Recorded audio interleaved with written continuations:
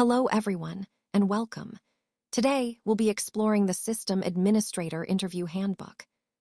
This includes common interview questions and effective answers, all presented through this YouTube video deck.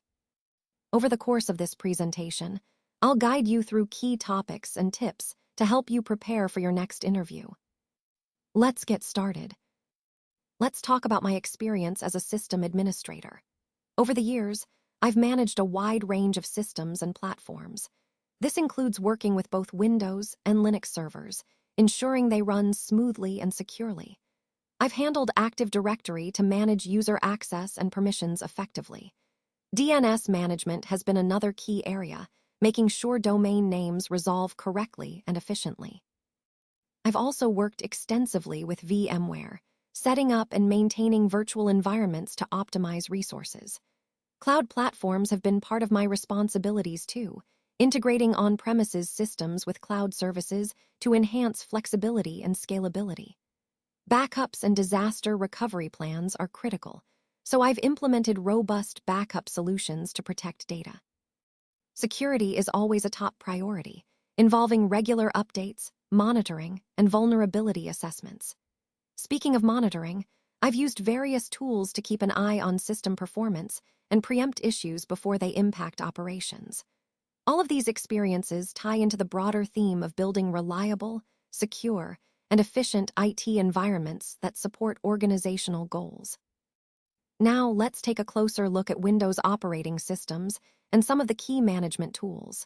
First, for AD management, you can use DSA, MSC, or PowerShell commands to manage Active Directory.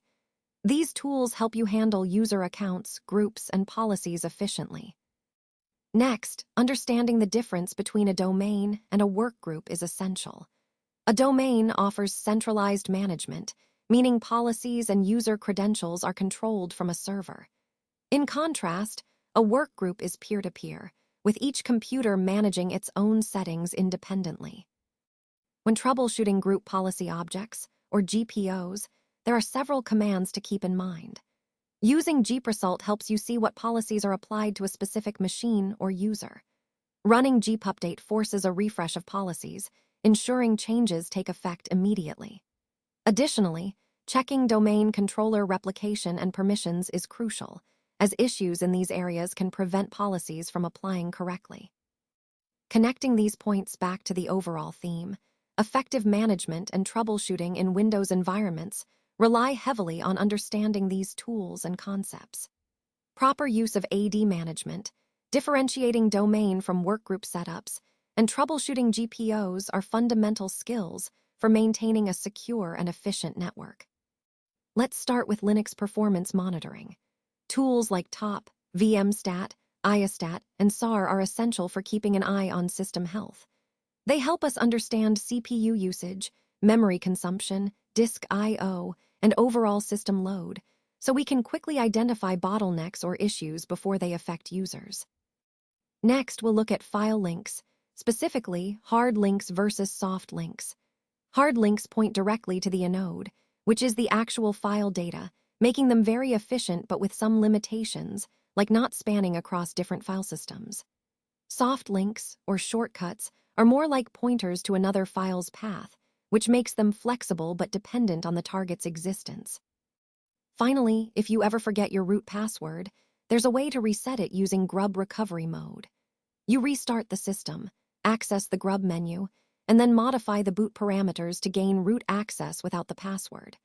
From there, you can change the password with the passwd command. It's a powerful method, but one that should be used carefully, as it highlights the importance of securing your system against unauthorized access.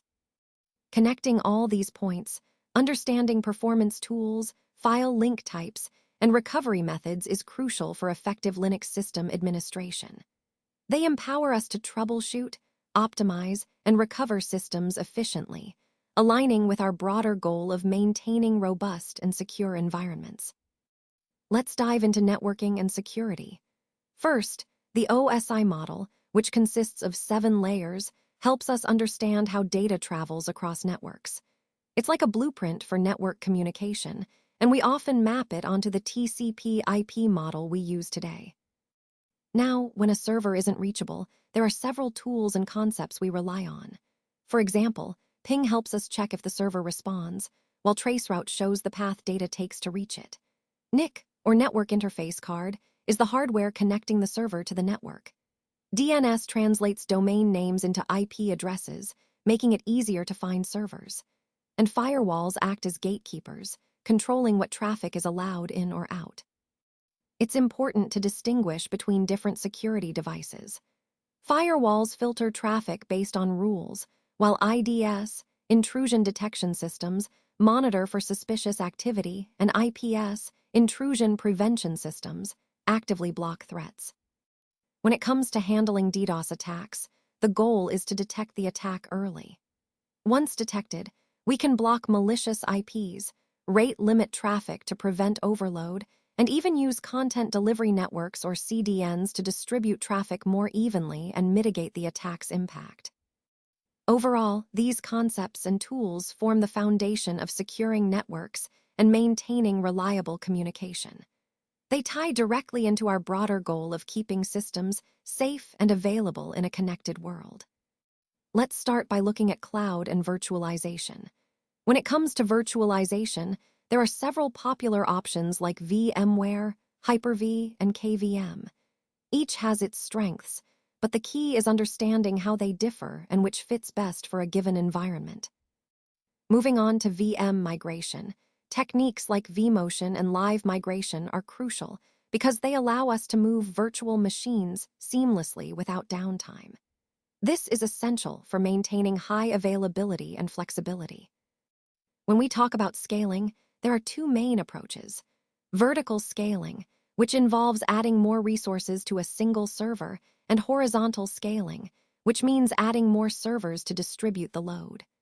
Choosing the right approach depends on the specific needs and architecture of your system.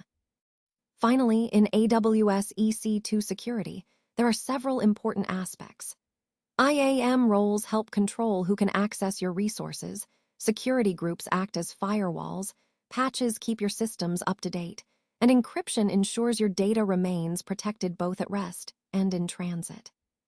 All these elements tie back to the overall theme of building a flexible, secure, and scalable infrastructure, whether on-premises or in the cloud. Let's talk about storage and backup strategies. First, RAID levels are a crucial part of data redundancy and performance. We have several common configurations like RAID 0, which stripes data for speed but offers no redundancy, RAID 1, which mirrors data for safety, RAID 5 and 6, which use parity for a good balance of performance and fault tolerance, and RAID 10, which combines mirroring and stripping for both speed and redundancy. Moving on to backup types, there are three main kinds to consider. Full backups are complete copies of all data, providing a solid restore point, but they can take longer and require more storage. Incremental backups save only the changes since the last backup, making them faster and more storage efficient, though restoring can be a bit more complex. Differential backups, on the other hand, capture all changes since the last full backup, offering a good middle ground with easier restoration. It's also essential to verify those backups regularly. This means performing restore tests and reviewing logs to ensure your backups are valid and functional. After all, a backup isn't useful unless you can reliably restore from it when needed. Connecting this to our overall theme, implementing reliable storage and backup solutions is fundamental to maintaining data integrity and business continuity. Without it, even the most robust systems can fail when it matters most. Now let's turn our attention to monitoring and automation. When it comes to monitoring tools, we have options like Nagios, Zabbix, Prometheus, Grafana, and the Elk stack. These tools help us keep an eye on system performance and health in real time. Monitoring isn't just about watching numbers. It's about setting up alerts that notify us when certain thresholds are crossed. For example, if CPU usage exceeds 85%, or disk utilization goes over 90%, or memory usage hits 85%, we need to be alerted immediately to prevent potential issues. To handle routine tasks and respond quickly, automation plays a crucial role. We often use scripts, like shell scripts or PowerShell, to automate repetitive tasks. For instance, a common command like pseopide, com%CPU sort equals %CPU head 6, helps us identify the top CPU-consuming processes so we can decide if action is needed without manual intervention. Altogether, these monitoring and automation strategies form a vital part of maintaining a reliable, efficient infrastructure, enabling us to respond swiftly and keep systems running smoothly. All right, let's walk through some common troubleshooting scenarios you might encounter. When a user login fails, the first step is to check the Active Directory, the network connectivity, and the domain controllers to identify where the issue might be originating. For a website that's down, it's crucial to review the logs, verify DNS configurations, and check the status of the related services to pinpoint the problem.